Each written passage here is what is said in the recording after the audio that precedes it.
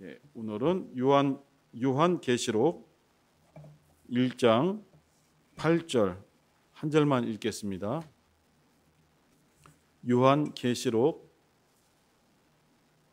1장 8절 시작. 주 하나님이 가라사대 나는 알파와 오메가라. 이제도 있고 전에도 있었고 장차 올 자요 전능한 자라 하시더라. 아멘.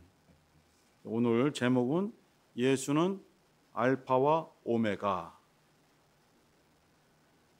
알파 오메가는 헬라어, 고대 그리스어죠. 헬라어의 알파벳 첫 자입니다. 이게 영어로 치면은 알파는 A, 오메가는 Z에서 철자의 처음과 철자의 끝에서 알파와 오메가는 나는 처음부터 있어 왔고 마지막 끝을 맺는 자다. 나는 모든 것의 주가 된다. 이런 뜻을 가지고 있습니다. 예수님은 시작이시면서 또 이 세상의 모든 것을 마무리 짓는 끝이 되시기도 하십니다. 우리가 어떠한 계획을 세우고 고민하고 또 많은 기도와 또 준비를 해서 시작을 합니다. 철저하게 어떤 것에 사전 조사도 하고 또 여러 가지 또 검색을 해서 다양한 미리 경험한 사람들의 정보도 얻고 이렇게 해서 시작은 하는데, 그렇게 준비를 해서 시작을 해도 우리가 생각한 만큼의 어떤 결과를 얻지 못할 때가 많이 있습니다. 처음에 시작할 때에 방향을 어느 곳으로 시작해야 될지 이것을 정하는 것이 굉장히 어렵거든요. 그래서 여기 서 있는 자는 똑같지만은 시작을 할 때 앞으로 나가거나 조금 오른쪽으로 조금 좌측으로 이렇게 여기서 별 표시가 안 나지만은 가면서 굉장히 차이가 나거든요. 이러같이 시작이 어떻게 시작되었는가에 따라서 그 과정과 그 끝이 전혀 다르다는 것입니다. 우리가 예수를 믿고 새로운 출발을 하게 된 것입니다. 예수를 믿기 전에는 우리들도 나름대로의 삶 속에서 또 인생에 대한 계획과 여러 가지 꿈이 있었고 그 시작을 해서 걸어오던 중에 예수를 각각 어떤 시점에서 만나게 된 거죠. 예수를 만난 시점부터 그 예수 이전의 모든 것들의 과정이 연결되는 것이 아니라 전혀 또 새로운 시작을 하게 된 것입니다. 그런데 예수를 믿고 주님의 말씀을 의지하며 우리가 살아가는데 나의 결단, 나의 의지, 나의 여러 가지 계획들로서 주님이 인도하는 생활을 할 수가 없습니다. 우리가 잘 몰랐을 때에, 말씀을 잘 몰랐을 때에, 성령의 역사를 잘 몰랐을 때에 결심을 하고 이렇게 해봐야 되겠다라고 결단하고 어떠한 신앙생활을 했을 때도 있었습니다. 그런데 그것이 잘 되지 않죠. 그래서 주님께서 우리를 구원하신 이후에 우리 스스로 알아서 구원받은 이후에 생활을 해라 하고 방치하는 것이 아니라 구원하신 그 시점부터 영원토록 계속 우리 한 사람 한 사람을 철저하게 주님의 뜻 가운데로 인도해 주시는 것입니다. 그래서 마음의 문을 열고 주님의 이름을 모시고 주님의 말씀을 모시고 성령이 우리 안에 들어오심을 환영하며 모셔서 우리 안에서 역사하시는 주님의 뜻을 따라서 우리가 순종하며 나아갈 때 비로소 주님과 함께하는 시작, 주님과 함께하는 생활, 주님과 함께하는 마지막을 우리가 성공할 수 있다라고 이렇게 성경은 말씀하고 있습니다. 우리 빌립보서 1장 6절 한번 보시겠습니다. 빌립보서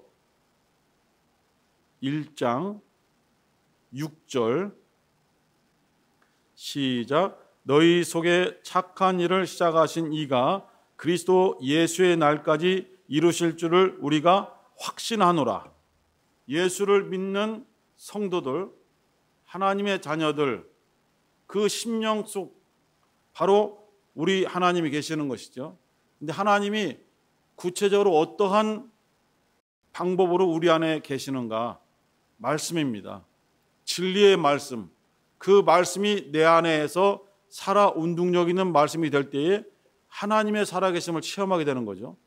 우리 주님 예수님도 제자들이 하나님 아버지에 대한 궁금증, 도대체 어떤 분이신가? 어떻게 알아볼 수 있는가? 궁금증을 갖고 물어볼 때에도 아버지께서 내 안에 계시다. 아버지께서 내 안에 계셔서 그의 일을 하시는 것이다. 그래도 못 믿겠거든. 나의 하는 이 일을 보고 너희들은 내 안에서 역사하시는 하나님을 믿어야 된다. 이렇게 말씀하셨거든요. 그러니까 예수 그리스도의 말씀에 살아 운동력 있는 생명의 아버지의 말씀이 이 안에 있는 거죠. 그 말씀을 통해서 살아계신 하나님과 교통하면서 교제하면서 피드백을 받으면서 일을 하시는 것이죠. 그와 같이 우리 안에 주님이 명하신 진리의 말씀, 생명의 말씀, 말씀 자체가 생명이 있어서 생명의 말씀이라고도 하고 그 말씀이 영혼들을 살려나가기 때문에 생명의 말씀이라고도 합니다. 그 생명의 말씀이 내 안에 계셔서 나를 인도해 가시는데 그 말씀 자체가 예수 그리스도의 공생의 자체를 그대로 표현하는 말씀이기 때문에 그 주님의 말씀이 내 안에서 역사하면은 나로 하여금 우리 주님 예수의 길을 가도록 이끌어 주시는 것입니다. 그래서 내 안에 예수께서 계심을 확증하는 것이죠. 고린도후서 13장 5절에도 너희 안에 그리스도 예수께서 계신 것을 스스로 확증해 보아라 했습니다. 그런데 우리가 이것을 많이 배웠지만은 실제로 예수님은 모든 사역을 마치시고 십자가에서 못 박혀 피 흘려 죽으셨습니다. 그리고 무덤에 장사 지내셨고 제3일에 부활하셨고 그리고 40일 후에 승천하셔서 하나님의 우편 보좌, 하늘 보좌에 앉으신 것을 우리는 성경을 통해서 알고 있습니다. 하늘 보좌에 계신 분이 어떻게 내 심령 안에 들어와 계시는가? 이것 때문에 이제 혼동되는 크리스찬들이 많이 있다고 그럽니다. 예수께서 그 공생애 때 살아서 역사하셨던 예수께서 영으로 내 안에 계신다. 이렇게 표현하죠. 그래서 그것을 굳이 반박을 하지 않습니다. 믿음의 하나의 단계이기 때문에 그것이 틀렸다 이렇게 말하기는 보통 하지 않습니다. 하지만은 엄밀하게 얘기하면은 공생애 때 역사하시던 주님은 부활하셔서 승천하셔서 하늘에 계시지 않습니까? 그리고 마지막 때 다시 오실 것인데 그 중간에 주님이 어떻게 우리 안에 살아계시는가?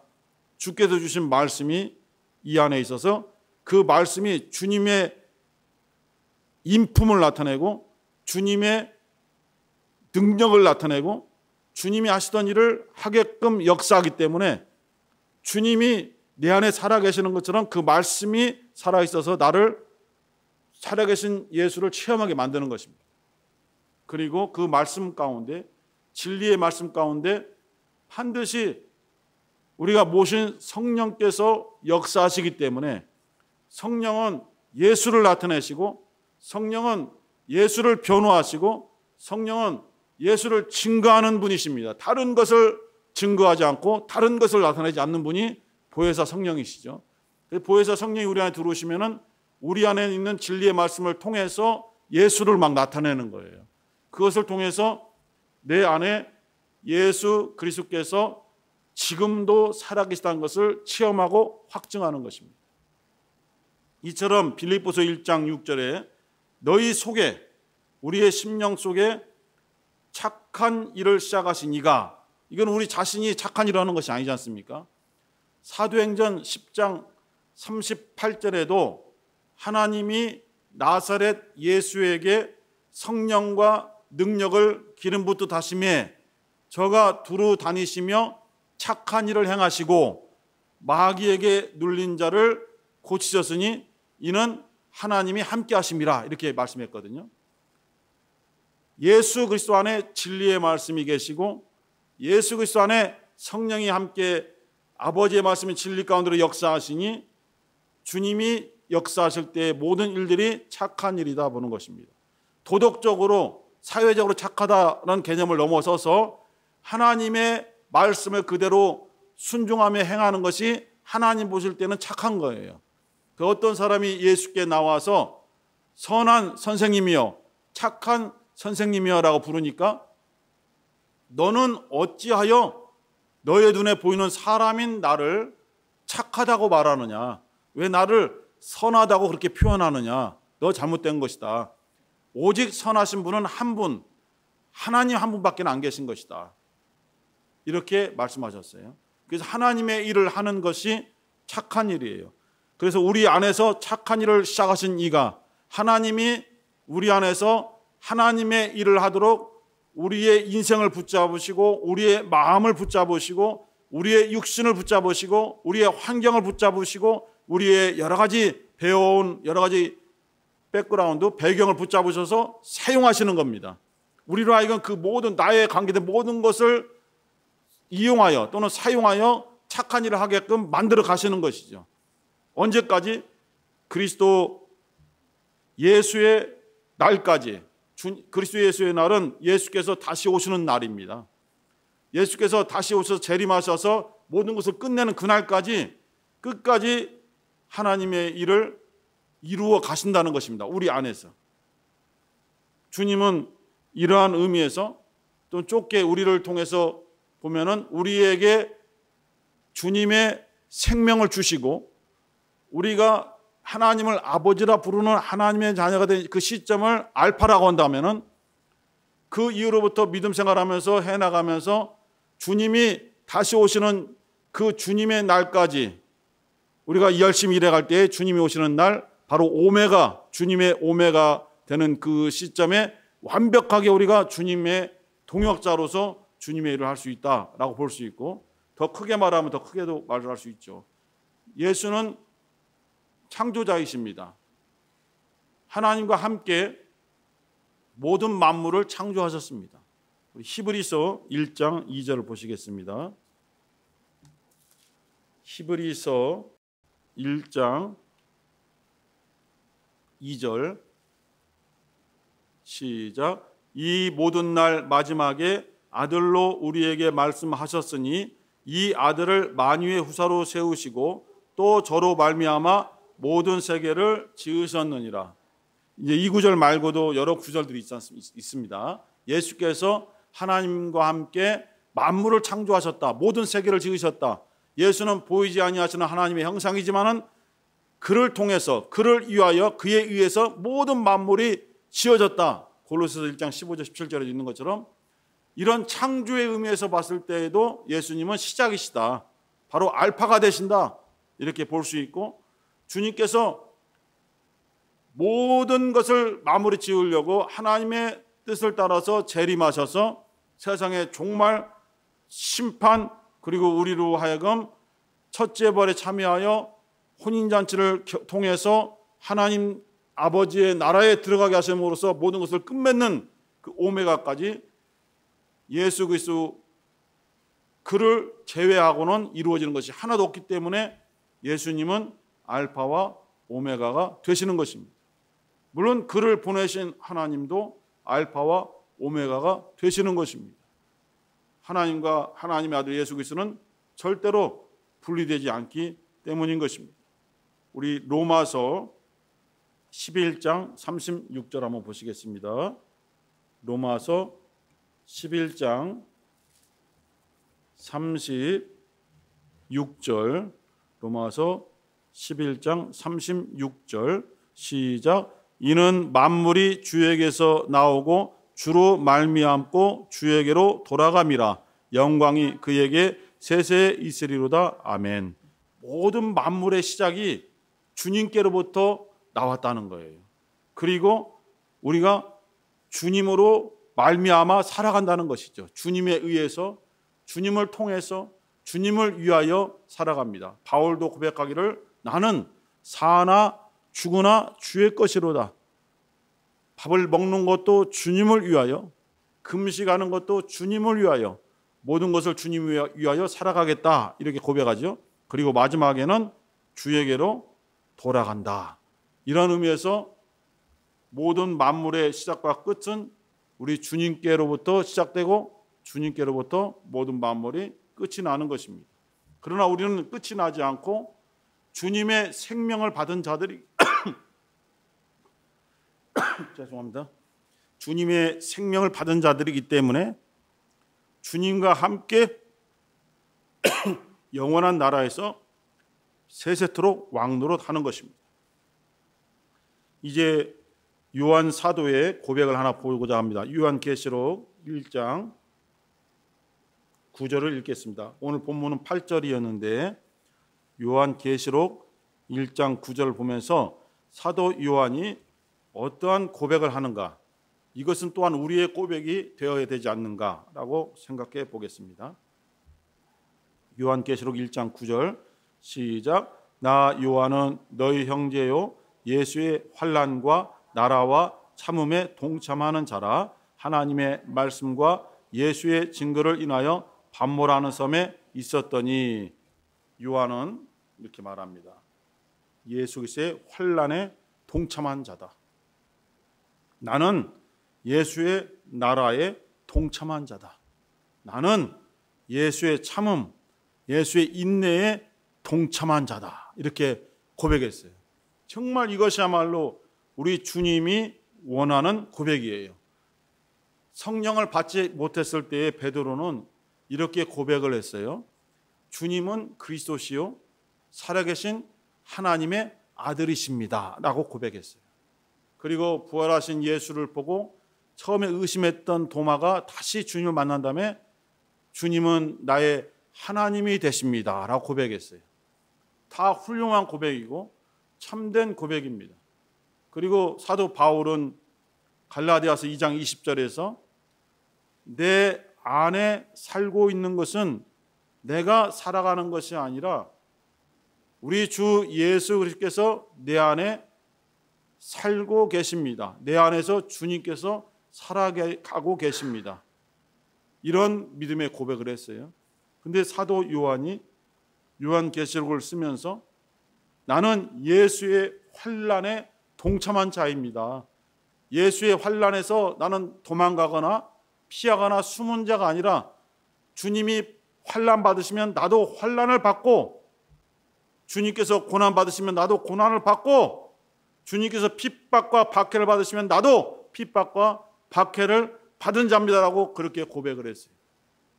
주님의 나라에 나는 동참하는 자입니다. 사람들은 예수께서 이 세상에서 새로운 이스라엘을 다시 건국, 다시 회복할 줄로 믿고 그러한 메시아로 예수를 처음에 따랐다가 주님께서 하시는 말씀과 그의 공생의 모든 사역들이 전혀 그런 것이 아니란 말이에요. 알아듣지 못하는 하늘에 대한 말씀을 자꾸 하시고 내 나라는 이 세상에 있지 않냐고 저 하늘에 있다라고 말씀하시니 사람들이 이 사람은 예수는 우리의 구세주가 아니다, 우리의 메시아가 아니다, 우리의 왕이 아니다, 예수의 나라는 우리의 나라가 아니다, 이렇게 결정을 짓고 예수를 죽인 것입니다. 그런데 요한은 나는 주님의 나라, 주님이 우리에게 가르쳐 주신 나라, 주님께서 우리에게 정말 함께 할 수 있도록 지금 처소를 예비하고 계신 그 나라, 그 나라에 나는 동참하는 자입니다. 곧 요한의 고백도 내가 살아갈 나라, 영원히 살아갈 나라는 이 세상에 있는 것이 아니라 이 세상은 나그네와 같은 정말 방황하고 힘든 나라이지만은 결국 내가 정착할 나라는 사도 바울이 말한 것처럼 우리의 시민권은 하늘에 있습니다 라고 빌립보서 3장 20절에 말한 것처럼 하늘에 내 시민권이 있습니다. 나의 나라는 주님께서 만드신 하나님의 나라, 그 나라가 바로 나의 나라입니다라고 이렇게 동참 고백을 했어요. 그리고 한없이 주님의 뜻이 이루어질 때까지 참으시는 주님의 인내하심. 베드로 사도가 말하기를 주님께서는 지금 시간을 허비하시는 것이 아니라 하루를 천년같이, 천년을 하루같이 생각하면서 모든 사람이 다 예수를 믿고 구원받기를 기다리며 인내하고 있는 중이다. 인내하는 것이지 뜻이 이루어지지 않아서 못 오는 것이 아니라, 아직 오실 만한 능력이 안 돼서 못 오시는 것이 아니라 참고 계신 것이다라는 것을 밝혔어요. 그러한 주님의 모든 참음에 우리는 동참하고 있습니다라고 요한이 고백했어요.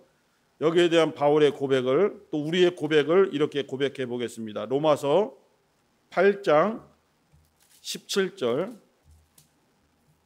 바울의 고백이고 우리의 고백이 되어야 되겠습니다. 로마서 8장 17절 시작. 자녀이면 또한 후사 곧 하나님의 후사요 그리스도와 함께한 후사니 우리가 그와 함께 영광을 받기 위하여 고난도 함께 받아야 될 것이니라. 18절 생각건대 현재의 고난은 장차 우리에게 나타날 영광과 좋게 비교할 수 없도다. 주님의 영광에 동참하기를 원한다면 먼저 해야 될 일이 주님의 고난에 먼저 동참하는 것이 있어야 된다. 이것을 강조하고 있어요. 주님의 환난, 주님의 고난에 동참하지 아니하고 어떻게 하나님의 나라에 동참할 수 있으며 어떻게 주님의 영광에 동참할 수 있느냐? 그것은 불가하다. 그러므로 이 세상에서 핍박받는 것을 무서워하거나 부끄러워해서 숨지 말고 내가 바로 예수의 사람입니다. 내가 예수의 증인이고 나는 예수를 믿는 그리스도인입니다라는 것을 숨기지 말고 그것으로 인하여 오는 고난을 능히 기쁨으로 받으라고 말씀하고 있습니다. 사도들이 예수를 증거합니다. 길거리에 서서, 성전에 서서 그 예수께서 우리의 그리스도가 되신다. 예수를 너희들이 법 없는 자 빌라도의 손에 맡겨서 그를 죽게 했지만은 하나님이 살리셨다.